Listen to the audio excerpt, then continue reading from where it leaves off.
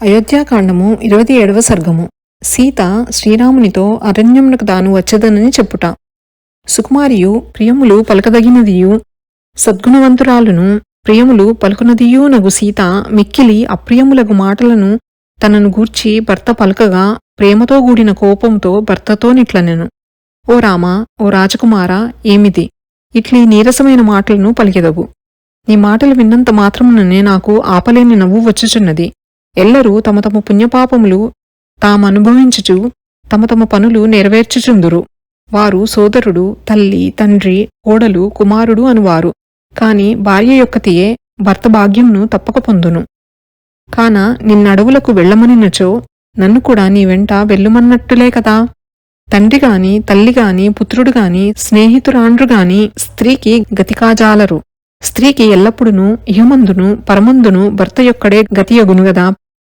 ప్రాణేశ్వర, నీ వడవులకు వెళ్ళుచో ముందుగా నేను నడుచుచు ఆ అడవి మార్గమునందు దర్భముండ్లు తొలగించుచు మెత్తదనము కలగచేయుచుందును. ఇతరులు త్రాగగా మిగిలిన నీటిని వదిలినట్లు నీ మదిలో నాపై నిర్వారోషములు వదిలివేయుము. ఓ అభిమానధనుడైన వీరశ్రేష్ఠుడా, ఈ బాలికను ఒంటరిదానిని అడవులకు తోడ్కొని వెళ్ళగా ఎట్లగునోయని సంధ్యము మానుము. ఎట్లైనను నన్ను వీడక తోడ్కొని పొమ్ము. నిన్ను విడిచియు ప్రాణములతో నేనిచ్చట యుండునంత పాపము నేమియూ చేయలేదు గదా.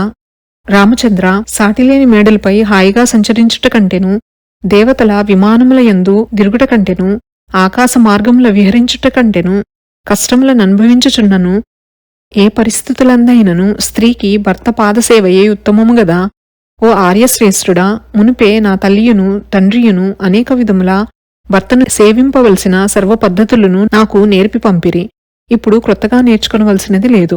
ఓ హృదయేశ్వర, మనుష్యులు సంచరించనిదియు చెరరానిదియు పులుల చేత ఎలుగుబంట్ల చేతను తోడేళ్ల చేతను భయంకరమైనదీయునగు అరణ్యమునకు నేనును సంతోషముగా వచ్చేదను.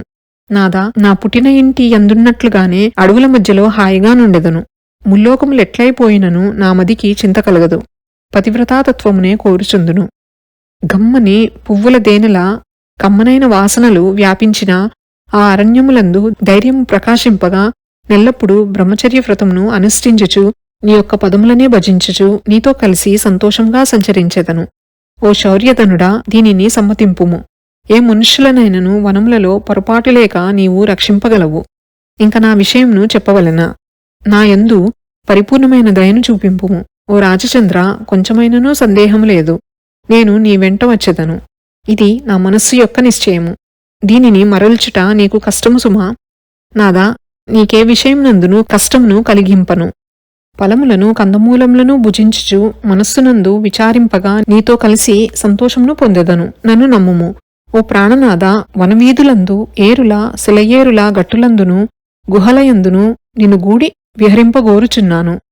ధీరులలో నుత్తమమైన వాడ, హంసలు కొంగలు మొదలగు జలపక్షుల మనోహర నాదములతో గూడినవియు పద్మములతో నిండినవియునగు కొలనులందును నదులందును నీతో కలిసి జలకేలి సల్పగోరుచున్నాను.